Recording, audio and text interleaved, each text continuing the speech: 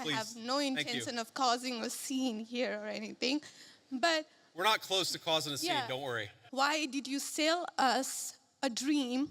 You made us spend our youth, our wealth. Just because one person or 10 people or 100 people came in legally and contributed to the United States of America, does that mean that we're thereby committed to let in 1 million or 10 million or 100 million people a year in the future? No, that's not right. You don't owe us anything. We have worked hard for it. My job as vice president is not to look out for the interests of the whole world. It's to look out for the people of the United States. You are married to a woman who is not Christian, You asked a personal question about our interfaith household. but you are pushing out policies that hurt us. My guess is you're probably a slightly more leftist political persuasion, liberal political persuasion, maybe not. Hello, Mr. Vice President. Thank you so much for giving this opportunity to talk here today. I did not agree with many of the things that you said right ahead of this, but I don't think that's my point to discuss here. What I want to ask is, okay. you are married to a woman who is not Christian. In her Wikipedia, I just looked that up. I wanted to know what her faith was. I didn't know this before. But she still calls herself Hindu. You are raising three kids in cultural, racial, religious household. How are you maintaining, or how are you teaching your kids not to keep your religion ahead of their mother's religion?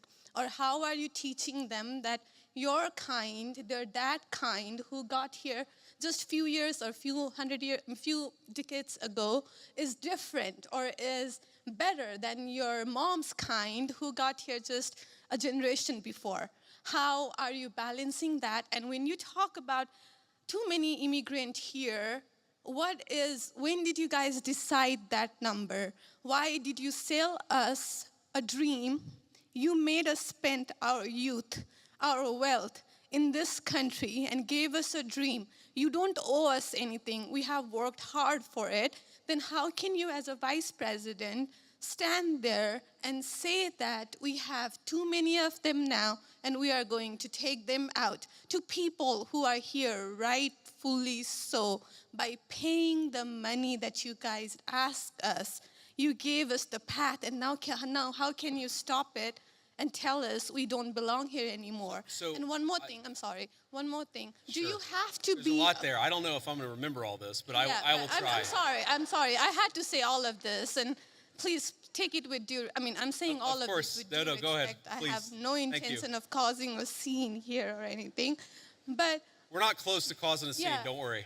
But we talked about Christianity, all of this. I'm not even Christian, and I'm here standing to so support. Why are we making Christianity one of the major things that you have to have in common to be one of you guys, to show that I love America just as much as you do? Why is that still a question? Why do I have to be a Christian? Okay, so there was a lot there, and I'm going to try to respond to as much of it as I can. So on the question of immigration, so first of all, I can believe that we should have lower immigration levels, but if the United States passed a law and made a promise to somebody, the United States, of course, has to honor that promise. Nobody's talking about that. I'm talking about people who came in violation of the laws of the United States of America, and I'm talking about in the future reducing the number of people. Sorry, what? May I continue on that?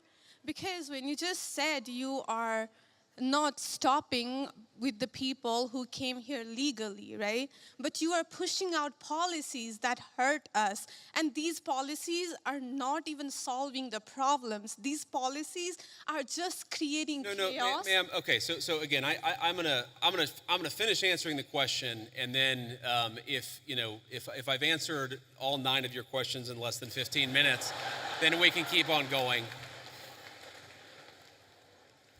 We got to have a little fun, right? So here's the thing. I can believe that the United States should lower its levels of immigration in the future, while also respecting that there are people who have come here through lawful immigration pathways that have contributed to the country.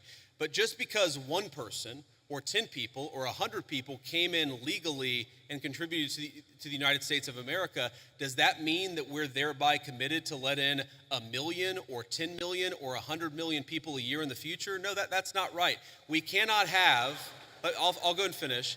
We cannot have an immigration policy where what was good for the country 50 or 60 years ago binds the country inevitably for the future. There's too many people who want to come to the United States of America, and my job as vice president is not to look out for the interests of the whole world, it's to look out for the people of the United States.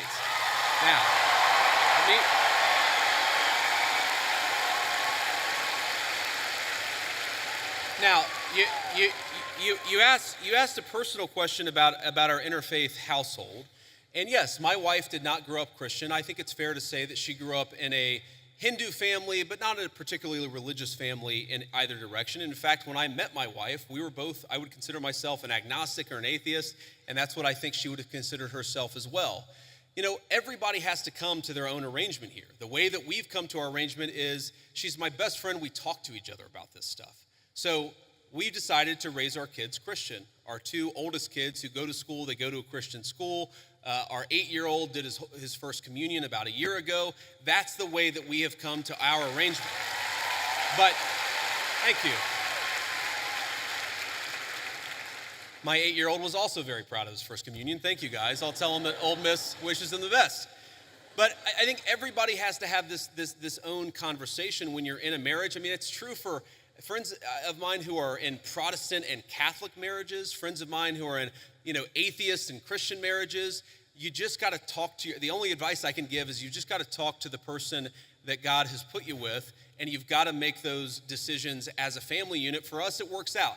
Now, most Sundays, Usha will come with me to church. As I've told her and I've said publicly, and I'll say now in front of 10,000 of my closest friends, do I hope eventually that she is somehow moved by the same thing that I was moved in by church? Yeah, I honestly do wish that, because I believe in the Christian gospel, and I hope eventually my wife comes to see it the same way.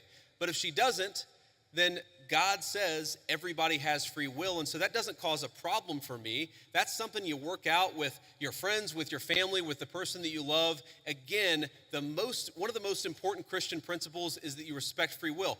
Usha's closer to the priests who baptized me than maybe I am. They talk about this stuff. My attitude is you figure this stuff out as a family, and you trust in God to have a plan, and you try to follow it as best as you can. And that's what I try to do. I want to make a final point. So I don't want to cut you off. I want to be respectful to all the people behind you in line, but I want to make this point about immigration, okay?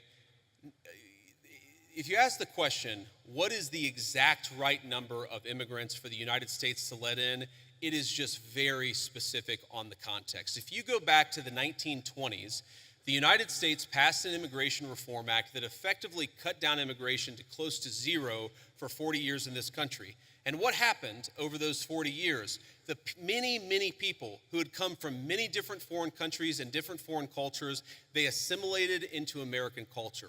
And there was an expectation that they would assimilate into American culture. I think we have two problems in our immigration system today. And my guess is you're probably a slightly more leftist political persuasion, liberal political persuasion, maybe not. But here's the thing.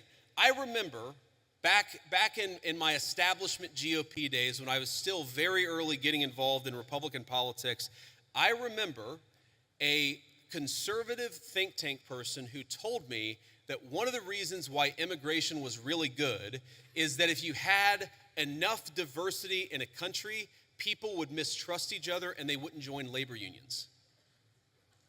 Okay? So when I see a lot of left-wing people who theoretically support organized labor saying we need to flood the country with a limitless number of immigrants, they're unwilling to set any limitations on it. My response to that is you are destroying the very social trust on which American freedom and prosperity was built. And that is really important to me.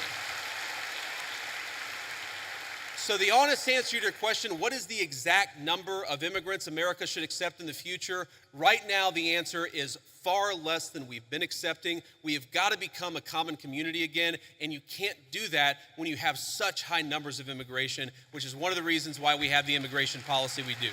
Thank you. Next.